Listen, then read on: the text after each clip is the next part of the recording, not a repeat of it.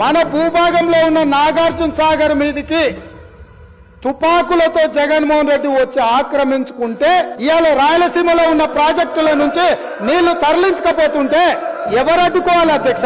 ఆంధ్రప్రదేశ్ ప్రధాన ప్రతిపక్షమైన జగన్మోహన్ రెడ్డి గారు చంద్రబాబు నాయుడు గారికి లేఖ రాసింది 19th November 2025, almost 1.5 months back. ఏమని? తెలంగాణ సమర్థవంతంగా కృష్ణానది జలాల నీటి కేటాయింపుల మీద వాదన వినిపిస్తుంది. మీరు ఎక్కడ కూడా వాళ్ళని ఎదుర్కోలేకపోతున్నారు.